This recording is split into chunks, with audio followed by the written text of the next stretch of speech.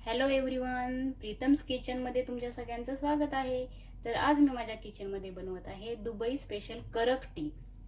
तर त्यासाठी काय काय साहित्य लागते ते आपण पाहूयात.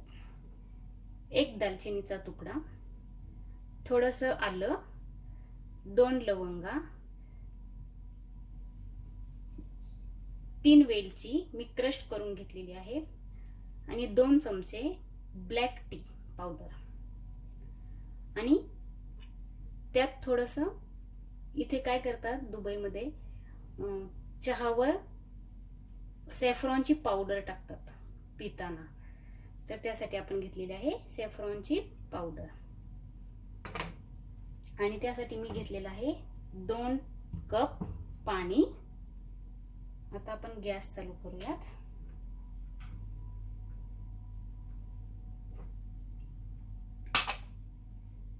पाण्याला एक उकळी काढूया. आणि मेनली दुबईला काय करतात, दूध आपलं नॉर्मल दूध वापरत नाही, तर तिथे एव्हपोरेटेड दूध वापरतात, जे की ते खूप घट्ट असतं. इथे मी रेनबोचं वापरले.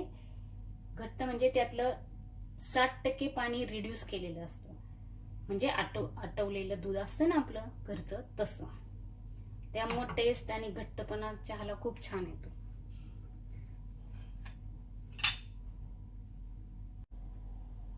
चला तर मग आपल्या पाण्याला चांगली उकळी आलेली आहे, तर आपण त्यात टाकूया ब्लॅक टी पावडर,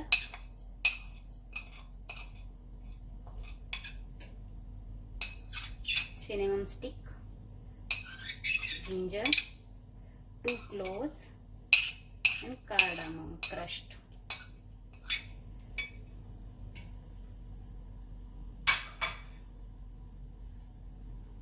आता याला छानसं उकळून घेऊया, म्हणजे त्या सगळ्या स्पाइसेसचा फ्लेवर आपल्या चहामध्ये उतरेल.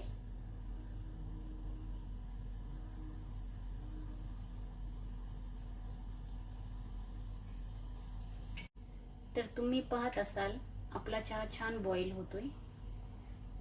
त्या स्पाइसेसचा फ्लेवरही छान पसरलाय सगळीकडे. तर चहाला गोडवा आणण्यासाठी मेनली जे इन्ग्रेडियंट्स लागतात ते आहे साखर. तर मी इथे 2 कप चहासाठी 4 चमचे साखर घेतलेली आहे, ती आपण आता यात ऍड करूया.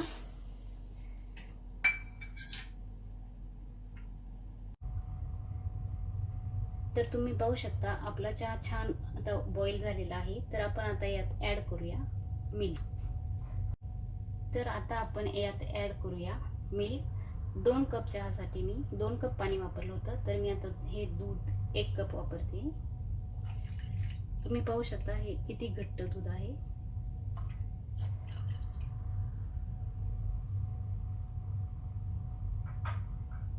आता एक छानशी उकळी घेऊया, म्हणजे आपला चहा रेडी.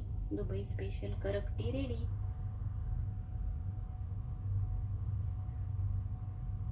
ऍक्च्युली इकडे जिंजर वगैरे असे क्रश करून टाकत नाही. आपण कसं मसाला चहा करताना ते किसून वगैरे टाकतो, तर ते फक्त कट करून टाकतात, म्हणजे त्याचा जास्त फ्लेवर तिखटपणा उतरायला नको चहात. आणि या मिल्क मध्येही ना फक्त मिल्क हे आटवलेलं असतं, यात साखर वगैरे काही ऍड केलेलं नसतं.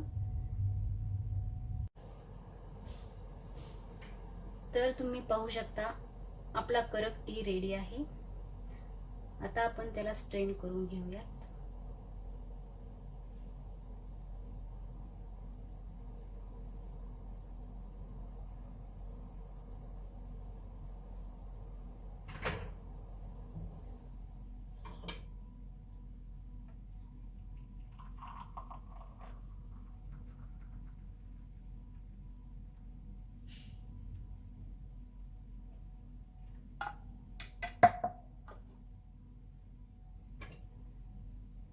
तुम्ही पाहू शकता कलर छान कलर आलेला आहे. आता इथे दुबईमध्ये चहा करक टी मध्ये थोडंसं सॅफ्रॉन पावडर ऍड करतात याप्रमाणे. तर आपला हा करक टी, दुबई स्पेशल करक टी रेडी आहे. तर तुम्हाला माझी आजची ही करक टीची रेसिपी आवडली असेल तर माझ्या चॅनेलला लाईक करा, शेअर करा आणि सबस्क्राईब करा. Thank you for watching.